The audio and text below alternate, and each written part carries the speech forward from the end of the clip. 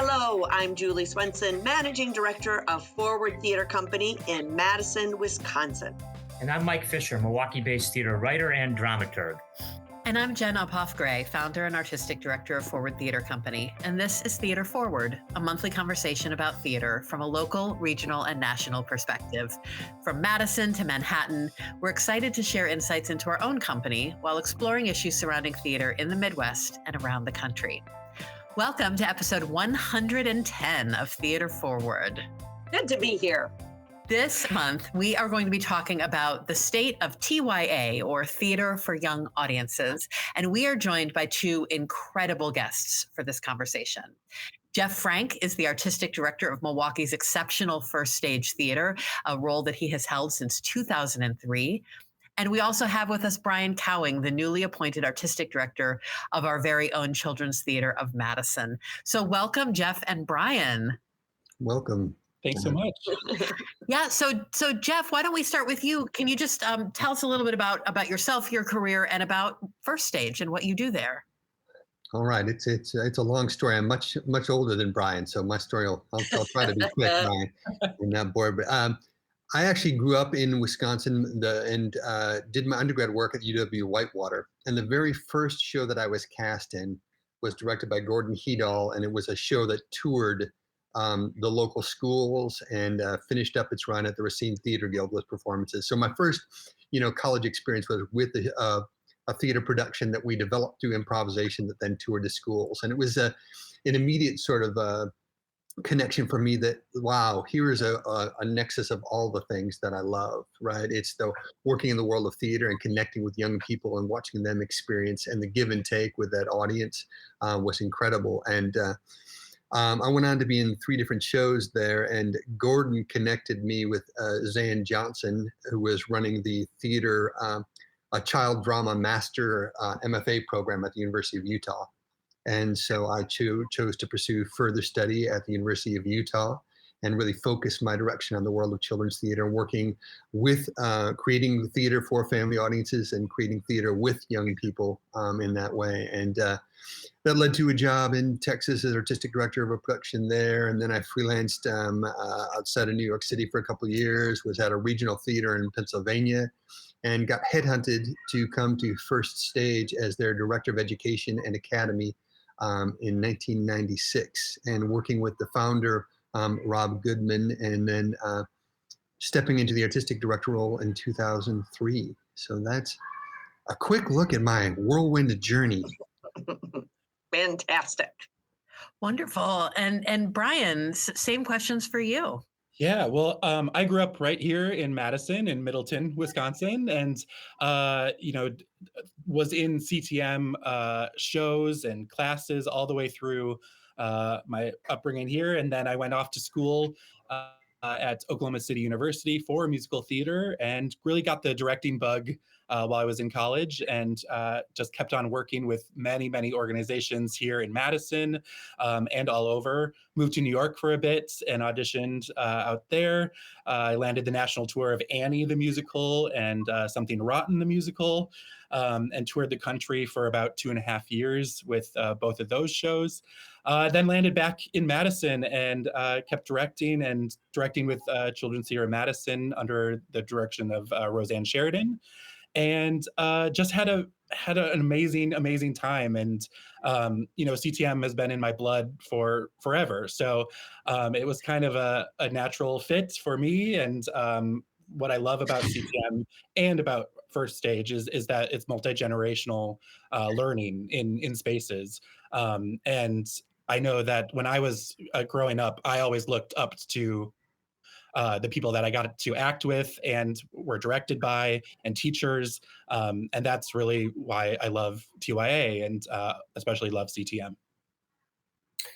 So I have a question, I guess, for both of you. And Jeff, forgive me, because once again, given the nature of the question, your longevity will come into play. But I mean, you started at First Stage the same year that I started reviewing at the Journal Sentinel. And I've obviously covered, during the years I was there, a ton of the work that First Stage did. Brian, you've now got, as you were just saying, some real history with CTM. What do you both see as the major change during your tenure and the nature of what TYA now is versus what it was or what you thought it was when you were first getting involved with this work? Oh, wow, man, it's a really good question, and yeah, it definitely leads me to some reflection. I do think um, we've done more and more work on new play development over the years, and experimenting with form and with the nature of the stories that we tell. I think we've certainly become more conscious over my time of truly making sure that we work to reflect the community and the stories that we're choosing to bring to life on stage. And whether those are adaptations or original plays, I think the field as a whole, because of our connection to school performances and things, is still um, leans toward literary adaptations and familiar titles for curriculum and for teacher purposes. But I do appreciate the fact that we're venturing into more original stories as we go through things. But that's all been challenged again by, sort of a downturn in audiences and coming off the COVID times that, more and more they're back to seeking the familiar titles. So for me right now, and I don't know how Brian feels, it's that ongoing struggle of how we maintain that balance of producing the familiar with bringing the unfamiliar, but equally as important stories that people might not know to the stage.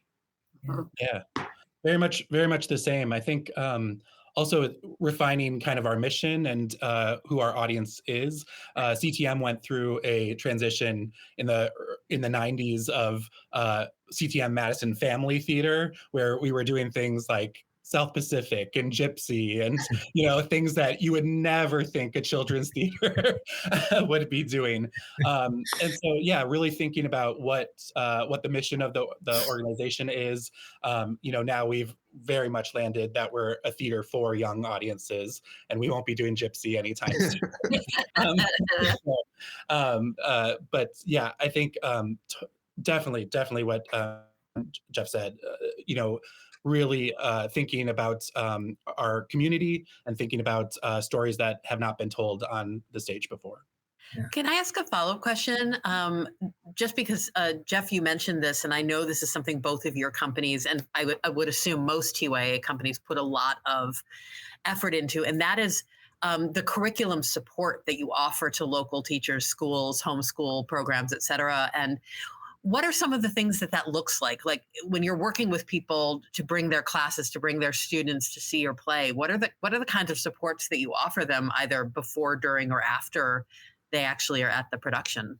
Sure. Well, I think, and Brian, you can jump in at any time, right? We both have, strong enrichment guides, support materials that we create for teachers so that they can easily identify the statewide, curriculum standards that the show can help them address thematically or subject-wise, right? And providing them outlets so that they can use those enrichment guides to prepare for the young people to see the production or to build on their experience afterwards, or a combination of both, right? So that the experience of traveling to the theater to see a production is a springboard for further learning into integrated arts approaches to the work.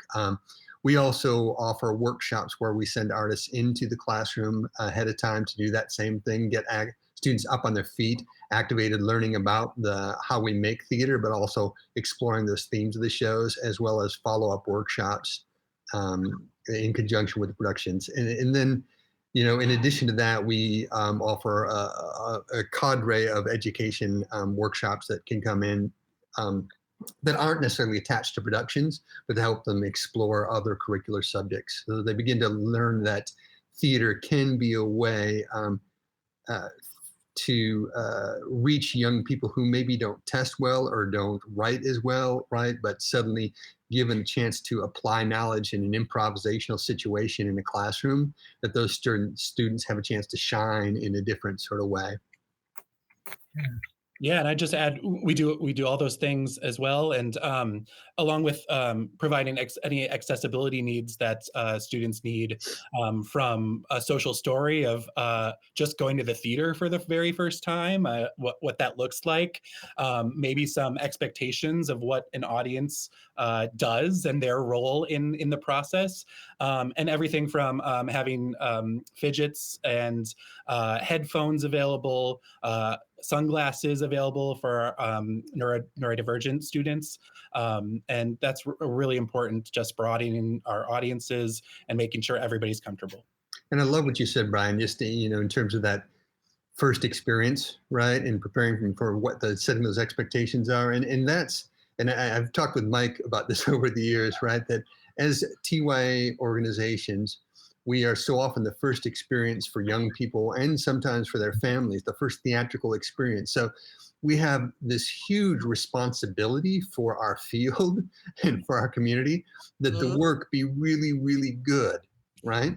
Because if it's not, that young person is never coming back, as a young person, and certainly not coming back as an adult, right? So the work that we do is so, so important. So we recognize the privilege that we have, but also the responsibility.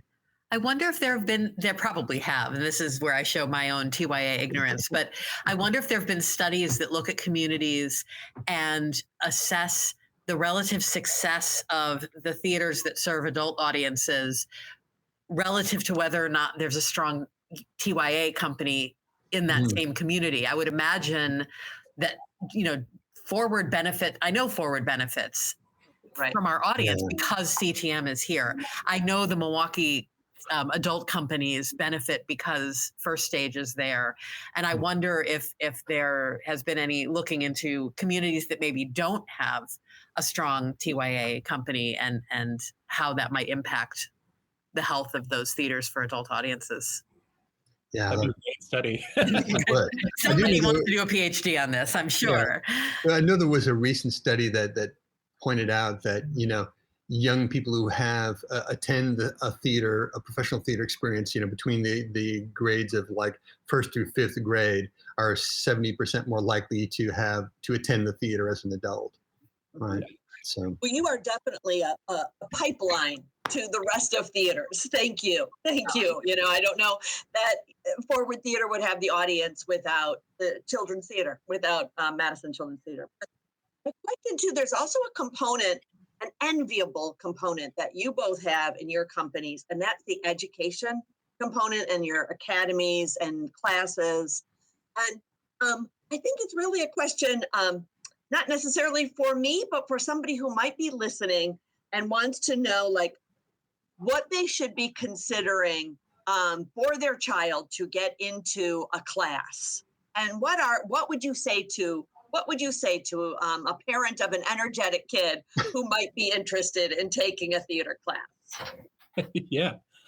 I mean, I think go for it. I mean, like that's the thing. Even that not energetic kid, or right. Those are my favorite to watch. We just today I had 100 kids come in first day of summer camp, which is summer stage, which is unbelievable energy in the building. And yeah, I would say try it. We have so many intro level classes that are available that are just 1 week, and give it a try, see what happens. I know that they will always build community and have a great time. I mean, I've yet to see many kids have a horrible time at theater camp. And that's the most amazing thing. Yeah. Yeah, I think that's well said. And it's our first day here too, Brian. So we had despite the street being all torn up in front of the Youth Arts Center currently, they have made their way in and are having an amazing time. And we anticipate having around over 1,200 students this summer, which is amazing. And it's growth from last summer, so they're coming back strong. And I think too, it's this focus on life skills through stage skills that really is at the center of both programs. Where we're going to help everybody take their next step as artists, but more importantly, helping them take their next steps forward in terms of discovering who they are, right? So I think we're helping build the next artist, the next theater artist in Milwaukee if they choose, but more important, the next really important community members, right, and leaders of our community moving forward. And you know, Brian's exactly right. I was not the energetic, super, dramatic kid. I was the super shy kid who teachers would talk to, and I would start to cry because I was shy, right? So theater can work both ways in terms of channeling the energetic child's energy with a focus and a purpose into what's important to the ensemble, the story we're telling, or to pull somebody forward and discover what they're capable of. And that's where the magic is, right? Is that both programs, class sizes are small enough where the teacher is able to look at each person where they are and help guide them forward in all those ways. And it's, the energy is always such a beautiful thing to watch kids come from all over, from all these different communities, come together. And this first day they enter in, some with such huge excitement and some with a bit of trepidation, right? And in 3 days, they're going to be bonded and melded and creating really wonderful, exciting work together. Guys, how is that effort to attract people both to the educational components, but also, since you've referenced the audience challenge in general, attracting young people to come see a show? How has that changed because of technology and social media? And I'm thinking about Jonathan Haidt's book, The Anxious Generation, which has been on the New York Times bestseller list. Yeah, Brian's showing it. I think he's got a copy right here. It's been on the bestseller list for the last 3 months, and it's basically saying that the technology is making it really hard for young people to connect with each other in the way that they once did. Is that a challenge for you, or are people looking at what you offer, parents as well as young people, as, oh my God, this is an antidote, a sort of refuge or oasis from that kind of a world? Yeah, that's a great question. I think in our camp experience, it is amazing to put the phones down, have a honest connection with a group of people towards a common goal, and that sense of play just is huge. And I think part of our industry too is connecting with how we use technology and going further. I know, Jeff, you have a show that was totally technology based and coming up, but that's what I think. I think it's a great way to put the phone down. Yeah, and I think it's exactly right. It is a challenge that we deal with, but it's this opportunity, right, to share that. We had the same speech this morning at our first beginning of day, like, okay, phones are gone, right? You'll be okay, right? You can see them again at lunch, right? But right now, let's be present with each other in this space, right? And provide people an opportunity, and sharing with young people and parents that this is an important part of how we grow in understanding of ourselves and others around us, is to look up from our devices and connect with other human beings. And the fact that theater and those theater classes allow us genuine opportunities to explore what it means to interact as humans, to look people in the eye, to connect, to listen, to react. All of those things are so vital. Right. So it's an opportunity in terms of how we tell and share our stories. And it is ironic, you're right, Brian, because we're now using more social media than ever to market our programs. So we want them to access the information through the social media, but then come and interact in person. Right. So it's that value. And it comes to the power of the shared experience of theater. Right. It's different watching a screen as an individual versus coming as a family, an intergenerational experience, coming into the theater to witness something that is live in 3D. John McClane always used to say, first stage, we've been in 3D forever, right? Yeah. But that shared experience is what is, again, some of the magic sauce of what we do. When you have a grandparent and a parent and a child coming in and seeing the magic of Rudolph, right? And witnessing that live. And my favorite thing is I go to first stage, not so much to watch the shows anymore after I direct them, but to watch the people watch the shows, and what can I learn, and how much joy I'm given by how having young people actually talk meaningfully with their parents about something emotional that they just experienced and witnessed. Those moments are, I think, increasingly precious for families. And it's our job to help remind them of when you come and do this and you have this moment of really connecting emotionally together with your child with a shared live experience, they're going to remember that forever, and it's impactful for you too. My young people are now 24 and 22, right? So I look back at that and go, oh, like, I remember those little moments. I remember taking Marion to see her first play, The Magic Mrs. Piggle-Wiggle. And we got to intermission, and I was like, do you want to go get a cookie? And she's like, well, are they coming back? I'm like, yeah. She's like, I'm not leaving then. I'm staying in my seat. Right. And those moments are things that we'll always treasure. One of the things we've, I think all theaters have had to deal with over the last several years is reintroducing the audience to the experience of being together in a communal space, right? Because we all had, a year or thereabouts of and many more years of not coming into a public space together. And dealing with the kind of rustiness that people had with that experience of being in a shared communal space in, as you say, in 3D. And at least for our typical audience member, they did have decades of experience doing that sort of thing prior to that pause we all went through.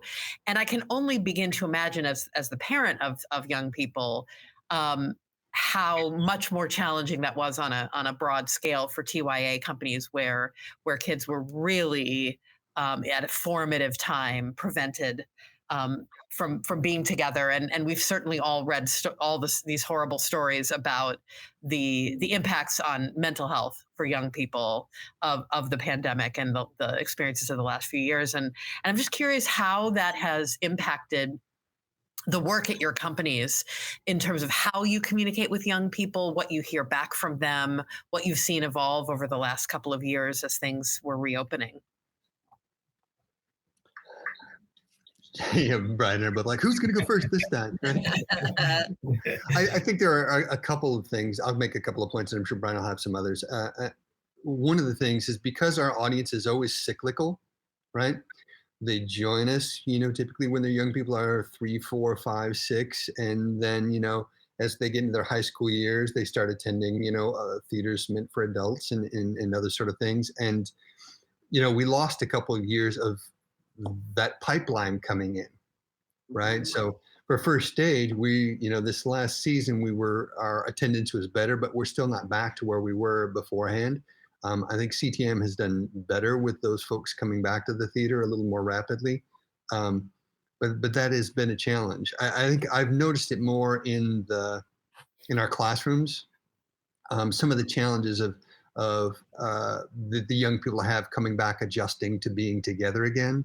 So we're more prepared as teachers to support them with any challenges that they might have in the classroom.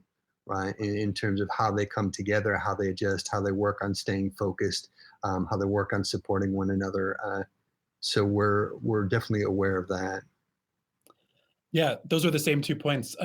We've definitely seen that little 3-year gap that just keeps going up. Our high school programs took a little bit more of a hit, and we still are seeing that, but a huge wave of like 2nd and 3rd grade is just coming at us really strong, which is amazing. And Dane County is growing quite a bit, and new families are growing, and we're seeing the effects of that in a really positive way. And then, like Jeff said, that those resources, thinking of ourselves almost like a full-time school now in the summer, is really important. Having resources for kids that need one-on-one time or need to step out of the classroom, and having enough staff to accommodate that is really important. Yeah, if my kids were still little, the very first thing I would have done the minute they were vaccinated was enroll them in a theater class, just to get them around other kids in a social setting where, again, the phones come down and you are in a safe and supported environment to practice those interpersonal skills. Doesn't matter if they're going to become theater artists in their adulthood. It doesn't even matter if they're going to become theater audiences, although they'd better in their adulthood. I mean, they're such life skills, and I don't know that there's anything that teaches life skills better than theater does. Yeah, agreed. And the only other thing I want to say related to this too is I think audiences coming back, at least I have found, really want joy, escape, release, sort of more than ever. So the shows that we've done that maybe have a harder edge or are more thought provoking, or where the audience feels like maybe, oh, that might be a little too challenging. I'm still not ready for that. Right. Have struggled a little bit more from an audience perspective. So again, for me, it's like, how do we find that balance? And in terms of our messaging, like ultimately every show that we do at First Stage is about hope and light and a better future. Right. So I think it's important that, from a marketing aspect, if a show has some serious elements, I don't dwell on that, but really focus on like what we've moved through and where we're headed. Because when you work with these young people, as dysfunctional as the world around us can seem, you work with young people and you see this hope for the future, right? These young people are going to be so much better than we are, right now, and find a better way. And if we can do our little part in terms of crafting stories that help them think about the future and what kind of person they want to be, then we're doing good work. Mm-hmm. Wow. Yeah, and I think it's important too to like not shy away from the hard stories in TYA too. And we did Diary of Anne Frank last season and ended our season that way. And those conversations and the emails that we got about that show, of starting those conversations on the ride home with parents, were just the most amazing out of the whole season. Of like, I could finally have a really deep conversation with my child about this and about what's happening in the world today. And that's what theater can do, right? And that's what, especially this version being a TYA version, and really focusing on hope and just bringing light to that situation. But it was really powerful to get those emails and to have such a positive reaction. Yeah. But it's great. It's interesting because Brian and I are going, back and forth about like, can we co-produce something? What can we do together, right? We've been in conversations of how to share services, how to grow together.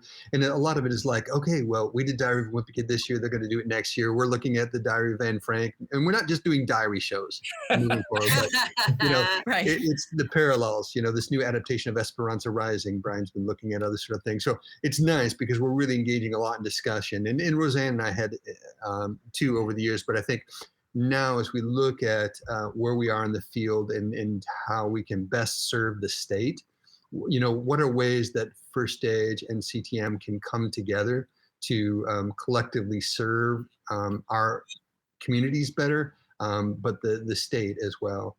Mm-hmm. Well, and as somebody who lives in Milwaukee and sees lots of CTM and other shows in Madison, like, we're not that far apart, right? I mean, it's like, so in order to make those kinds of things, I mean, of course, I understand any kind of collaboration or co-production has logistical challenges, but to share with all those people in the middle, all the great things at either end of that corridor is just it would just be such a plus. You talked about First Stage in Madison, people have heard of it. They don't know that much about it necessarily. And then vice versa outside of present company. And then vice versa here in terms of trying to celebrate what CTM is about. And I can remember even when I would go to my editor and I was allowed to cover a handful of CTM shows, but it was always like a really heavy lift to get them to understand why this was an important thing for us to be covering in the Milwaukee Journal Sentinel. It's part of our world. Yeah. I think that's huge too, of just in TYA being considered a viable thing to review. To we always have that push of like, please come, treat us like any other theater company, treat us like any other show that's going on, for sure. So one question that I have for the two of you, as I think about the audience that's likely listening to this podcast, and my assumption is that many of the people listening may not know a lot about TYA as a segment of this theater field that we are in, and I'm wondering if there are things that you want people to know. Maybe it's misperceptions that are out there, or just things you want people who aren't deeply involved in the TYA world to understand about theater for young audiences. Yeah, that's a great question. TYA has kind of three components of it. So you can have kids performing for other kids. You can have only adults performing for youth as well, where they play all the roles, even if they're playing, a 5-year-old or something like that. And then you have kind of like our two companies where adults and young people perform for young people as well, playing kind of age appropriate casting. And so kind of going along with that, I think for people to know that these are fully produced shows that we do in our main stage seasons that feature professional actors alongside our incredibly talented youth.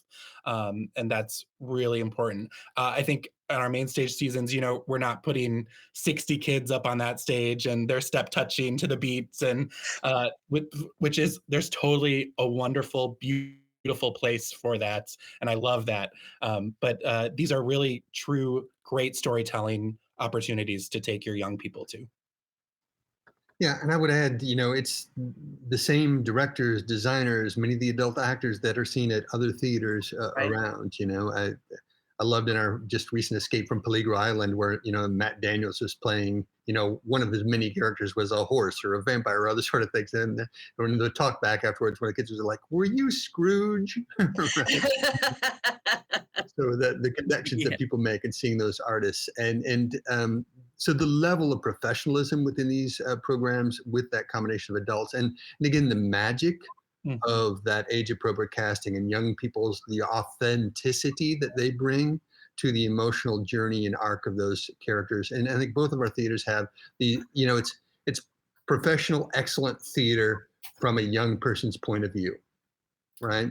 And that the reality is 60% of our public audience are adult, right? So there needs to be as much for an adult to absorb in our plays as there is for young people out there. And those are when the plays work best, when they really function on all of those levels. I always go back to a quote that somebody asked Stanislavski what the difference between adult theater and children's theater was. And he said, there is no difference other than the theater for the children needs to be better. Yeah.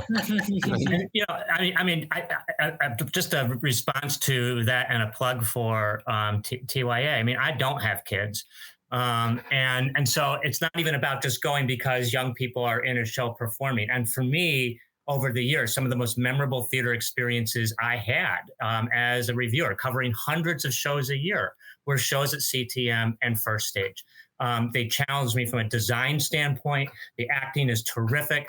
And to Jeff's point earlier, watching young people be exposed to these kinds of things isn't just sort of cool and interesting and gives you a sense of there's hope for the world because they're responding to it with such openness. It's challenging me in this case, to see the world in ways maybe differently than I might have otherwise, whatever the particular issue is. It is thrilling theater, full stop. Beautiful. Any wishes for the future that are on your minds as you think about what comes next for your two companies? Oh, I know. I think we're always, I want more people to experience what both companies have to offer, and that comes from folks showing up for the shows, more folks coming into classes, our ability to reach more into the community and bring programming to those folks who can't get to us, and that all comes from greater support from the community. So we are so thankful that Milwaukee is as supportive as they have been of First Stage, and I'm sure CTM feels the same for our donors, and those folks who contribute to the arts in general are a part of what makes it happen and makes the work happen. So there's always room to grow in terms of our scope of how many folks we'd like to reach and how deeply we'd like to impact our community, and funding support helps every bit of that. Mm-hmm.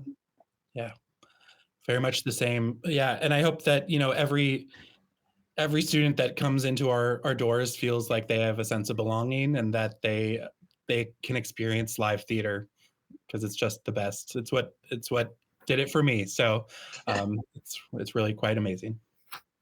I'm so glad we've been able to have this conversation, and I just feel so grateful, not just for both of your organizations, but for all the TYA companies out there around our community, around the country, because you are building the next generation of our audiences. You are building the next generation of our artists, of our technicians, and just overall making our communities so much healthier and better. And it's not often an unsung labor on your parts. So I'm just feeling a lot of gratitude as we wind this conversation down. So I think here we will say that that's it for this episode of Theater Forward, which is a conversation about theater in Wisconsin, the Midwest, and America. I'm so grateful to everyone who's listening in and for joining us. I'm Jen Uphoff Gray. And I'm Julie Swenson, and I want to thank in particular Jeff Frank and Brian Cowing for joining us. It was so wonderful to have a conversation with you. And I'm Mike Fisher. Our podcast is produced by somebody who is always young at heart, Scott Haight, in addition to being an amazing technician. You can follow us or share your thoughts on Facebook. As always, theater at Theater Forward. And as always, theater is not spelled theater, but theater with an ER. And if you enjoy this podcast, don't forget to subscribe to us and leave a comment. We would love to hear from you. We're so grateful to have you listening, and we will be back soon for another Theater Forward conversation.